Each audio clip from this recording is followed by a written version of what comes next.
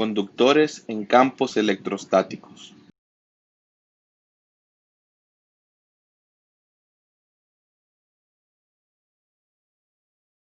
La ley de Coulomb supone que el espacio entre las cargas es vacío.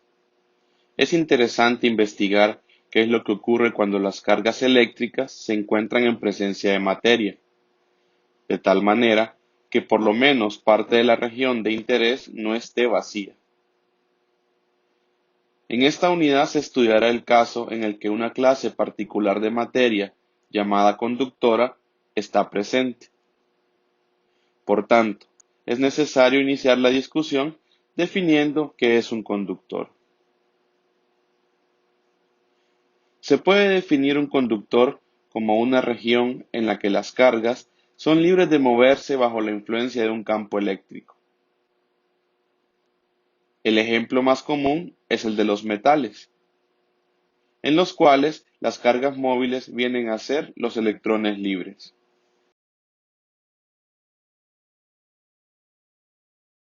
Hemos definido anteriormente que en un conductor las cargas son libres de moverse bajo la influencia de un campo eléctrico, pero no se ha mencionado nada sobre dónde puede estar presente dicho campo, por lo que convendría discutir primero qué ocurriría con el campo eléctrico en el interior de un conductor.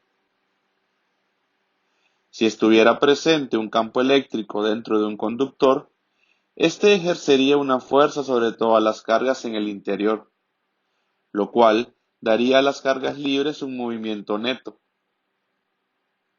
Sin embargo, por definición, sabemos que una situación electrostática es aquella donde las cargas no tienen movimiento neto.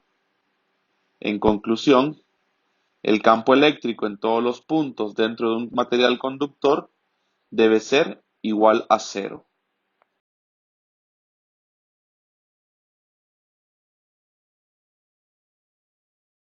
También podemos preguntarnos qué ocurre con el potencial en el interior de un conductor. Si se recuerda, el campo eléctrico se define como el negativo del gradiente de una función escalar llamada potencial. Entonces, haciendo uso del concepto de que el campo eléctrico dentro de un conductor debe ser cero, la definición de campo queda como se muestra a continuación.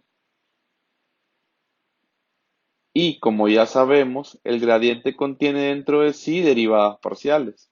Por tanto, para que se cumpla lo anterior, el potencial dentro de un conductor debe ser una constante.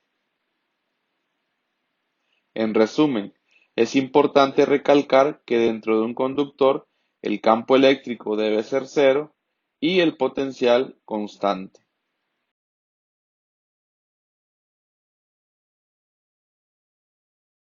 Entendiendo lo que sucede en el interior de un conductor, trasladaremos ahora nuestra discusión a la superficie del mismo.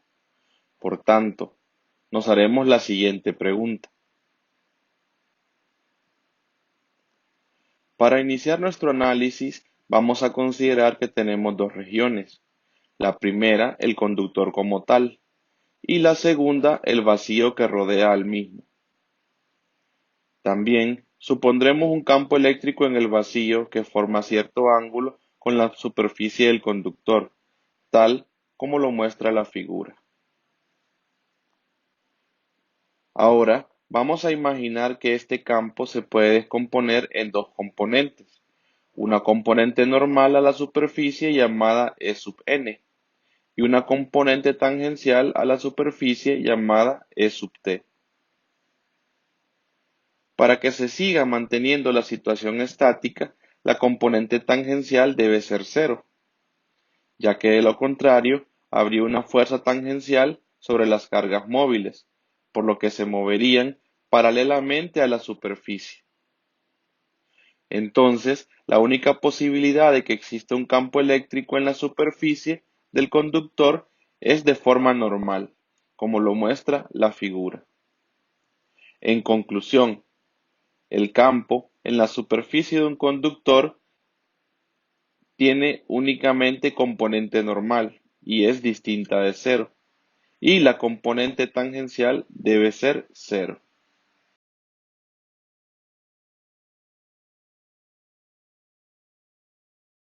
Ahora se revisará el caso del potencial en la superficie de un conductor.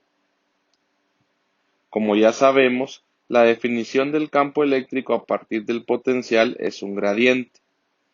Entonces, es importante hacer una revisión al concepto de gradiente y recordar que el gradiente de un escalar es normal a la superficie de valor constante del escalar y tiene la dirección de la máxima razón de cambio de dicho escalar.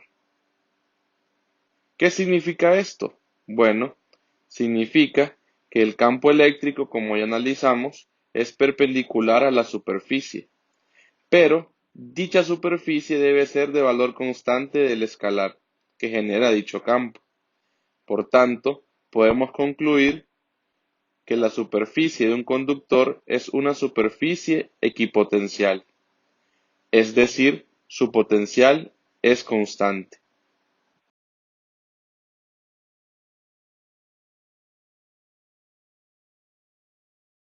Nuestro análisis de los conductores ahora se centrará en otro aspecto importante, la carga encerrada.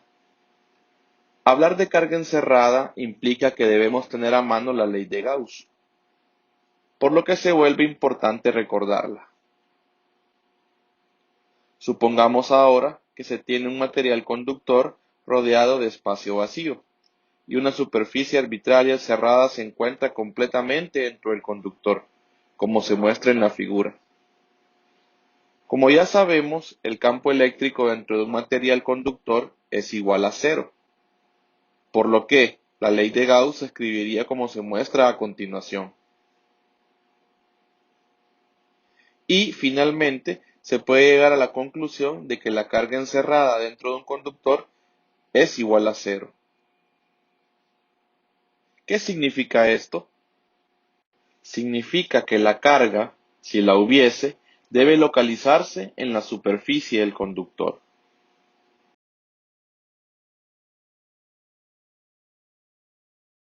Anteriormente analizamos que el campo eléctrico total en la superficie de un conductor es distinto de cero, y es normal a dicha superficie, pero no se dedujo ninguna ecuación para calcularlo.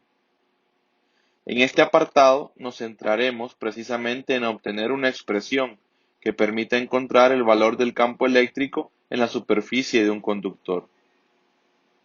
Para ello, se considerará una región conductora rodeada de vacío, cuya superficie está cargada de forma uniforme con densidad sigma, constante, y en la que n es un vector unitario normal a la superficie cargada. Se dibuja un cilindro de sección delta A, de manera que la envolvente del cilindro tenga un vector unitario perpendicular NC, como lo indica la figura. Si hacemos uso de la ley de Gauss y la aplicamos a este pequeño cilindro, se analizará primero el lado izquierdo, en el cual la integral de superficie cerrada se descompone en tres integrales como se muestra a continuación. Se considerará la región delta A lo suficientemente pequeña para que el campo eléctrico sea prácticamente constante sobre toda la cara superior. En el caso de la cara inferior, como se encuentra dentro del conductor, se sabe que el campo eléctrico es cero. Y en el caso de la tercera integral, podemos notar que el vector unitario n es perpendicular al vector nc y su producto punto será cero.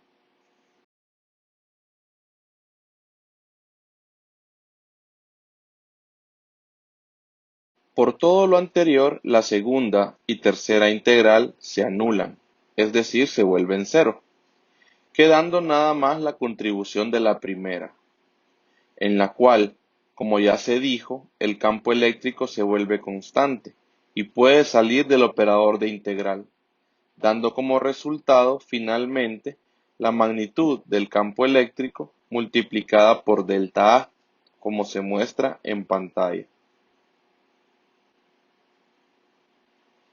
Se procederá ahora con el análisis del lado derecho de la ley de Gauss, donde el punto central es encontrar la carga encerrada, para lo cual se usa el ya conocido concepto de diferencial de carga, dando como resultado lo mostrado a continuación. Y entonces el lado derecho queda como sigue.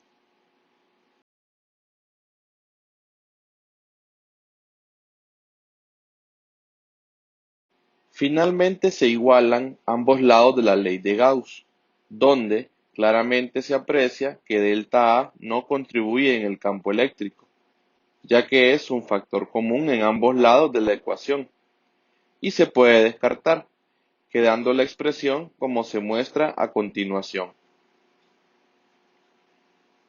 la cual de forma vectorial queda escrita.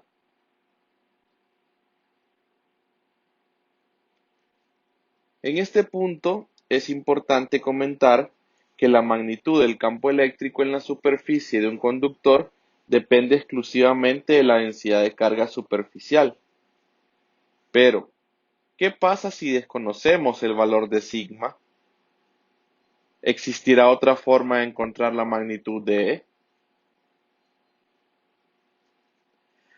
Si revisamos nuevamente la definición de campo eléctrico a partir del potencial y recordando el concepto de producto punto, se puede encontrar una salida que nos permite encontrar la magnitud del campo eléctrico cuando se desconoce la densidad de carga superficial.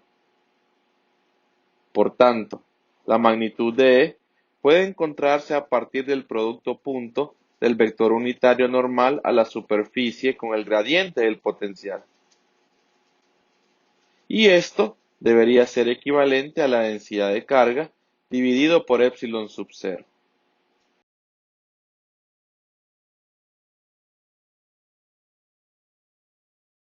Para comprender mejor, veamos un ejemplo de la discusión anterior.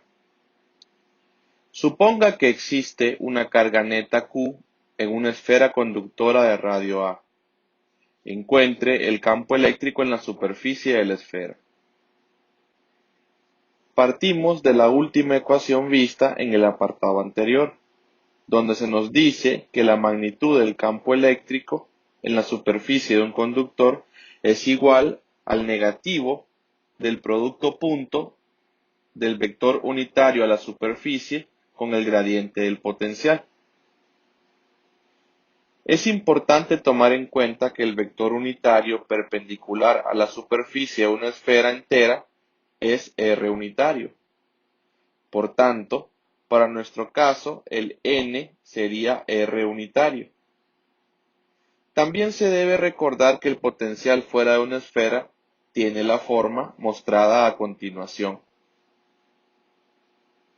donde se puede apreciar claramente su dependencia de la variable R, por lo que no se necesita la expresión completa del gradiente en coordenadas esféricas, sino que solamente la componente radial, simplificándose la expresión como se muestra a continuación. Luego, se sustituye la expresión para el potencial y se procede a encontrar la derivada parcial, quedando finalmente.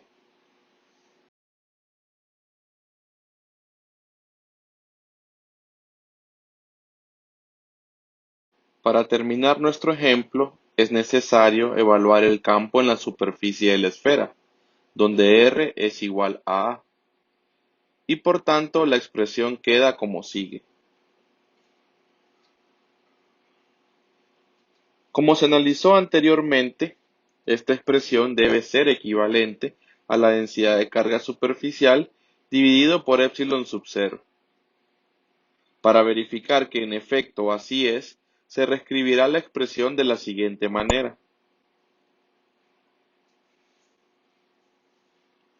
donde nos centraremos en la parte en color rojo, y para ello se debe recordar que la densidad de carga está definida como la carga total dividido por el área, y que en el caso de una esfera completa, dicha área está dada por 4pi por el radio al cuadrado.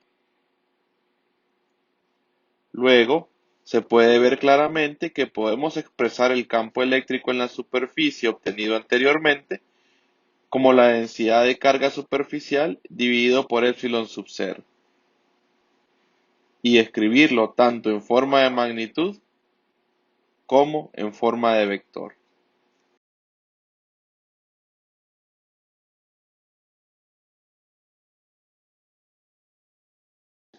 Para finalizar nuestra discusión sobre los conductores, se hará algunos comentarios importantes. Considere un conductor que contiene una cavidad en su interior, tal como se muestra en la figura. La superficie total del conductor tiene ahora dos partes, una superficie exterior S sub O y una superficie interior S sub I.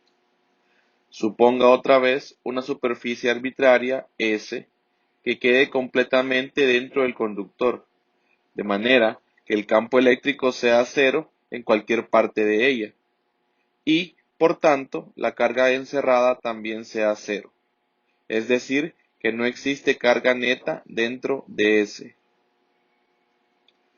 Ahora imagine que de repente se activa una carga de signo arbitrario, QCAV, dentro de la cavidad. Sabemos que la carga encerrada total debe ser cero dentro de S. Entonces, ¿cómo podemos lograr que se siga cumpliendo esto dentro del conductor? Por suerte, la naturaleza misma nos da la respuesta, y es que automáticamente se induce una carga de igual magnitud y signo contrario en la superficie S sub I, de modo que se siga cumpliendo que la carga encerrada sea cero dentro de S. Esta carga inducida se puede entender como la respuesta instantánea de la naturaleza para mantener ese estado que caracteriza a esta materia conductora, pero no todo termina ahí. Suponga que ahora usted decide apagar la carga en la cavidad. El conductor no puede quedar cargado, porque era neutro antes de que se activase por inducción la carga en la superficie interior.